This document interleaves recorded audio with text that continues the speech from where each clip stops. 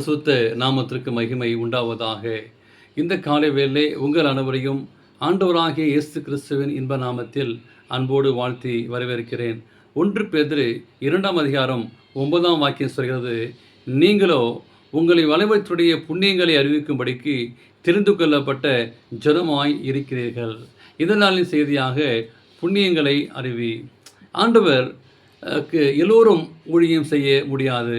ஆண்டவர் உங்களையும் என்னையுமாக ஊழியம் செய்யும்படியாக ஈடுபடியாக சபை விசுவாசிகளை ஆண்டவர் அங்கே போதர் அழைத்தாலும் அநேகமாக எல்லோருமாக பின்வாங்கி போகிறார்கள்.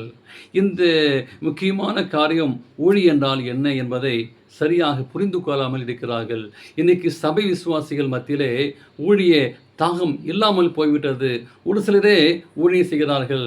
சபையிலும் சாலையோரத்திலும் நீங்களும் நானும் பிரசங்கமடி அமைத்து பெரிய ஒலிபெருக்கியால் சத்தமாக தான் ஊழியம் செய்தேன்னு சொல்லி அநேகர் நினைக்கிறார்கள். ஆனால் இன்றைய தியான வசனத்தின்படி ஊழியம் என்பது தேவன் தமக்கு செய்த நன்மைகளை புண்ணியங்களை மற்றவர்களுக்கு அறிவிப்பது.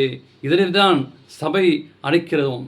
நம்முடைய உறவினர்கள் மத்தியிலும் நாம் பணி சேவைகள் மத்தியிலும் நம்மோடு பள்ளியிலும் கல்லூரியிலும் படிக்கிறார்கள். ஆகியோடு கூட தேவன் செய்திகளை நன்மைகளை நீங்கள் நானும் பகிர்ந்து கொள்ள வேண்டும். இதை அநேகர்கள் செய்வதில்லை. எனவே கதனுடைய நாட்டில் பிசாசு பிடிந்த லேகியோன் ஒரு மனிதனை இயேசு சுகப்படுத்தினார். அதை கண்ட அந்த ஊர் மக்கள் எல்லை விட்டு போகும்படி இயேசுவை அங்கே வேண்டினார்கள். எனவே இயேசு படகேறி சென்ற பொழுது அந்த மனிதனும் அவனோடு கூட போக விரும்பினான். இயேசு அவனை நோக்கி, நீ உன் இடத்தானிடத்தில் உன் வீட்டுக்கு போய் கர்த்தர் உனக்கு இறங்கி உனக்கு செய்தையெல்லாம் அறிவு என்று சொன்னார். அப்படியே அவன் செய்தான். இன்றைக்கு அநேகர் நம்மை ஆண்டவர் ஆசீர்வதித்திருக்கிறார். நம்மளை எத்தனையோ ஆசீர்வாதத்தை பெற்றும் ஆணுடைய ஊழியத்தை செய்ய அநேகருக்கு மனமில்லாமல் இருக்கிறோம். நாம் சுகனமாக இருந்தேன், பிசாசு பிரதனாக இருந்தேன், இயேசு எனக்கு சுகம் கொடுத்தார் என்கிற சாட்சியை மட்டுமே அவன் கூறினான். அந்த விளைவு மிகப்பெரிய தாக்கத்தை ஏற்படுத்தது.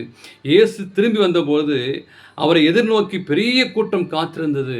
எவிர என்னும் பெரும்பாலான சிறுவர்த்தையும் இவன் மூலம் இயேசு குறித்து கேள்விப்பட்டு மேலான இரட்சிப்பை கண்டார்கள்.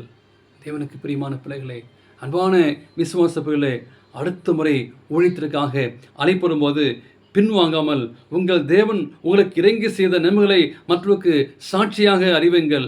உங்கள் அன்பானவர்கள் ரட்சிக்கப்பட்டு நீங்கள் ஆனந்தமடைவீர்கள். பாவ உலகமும் முடிவுக்கு வரும்.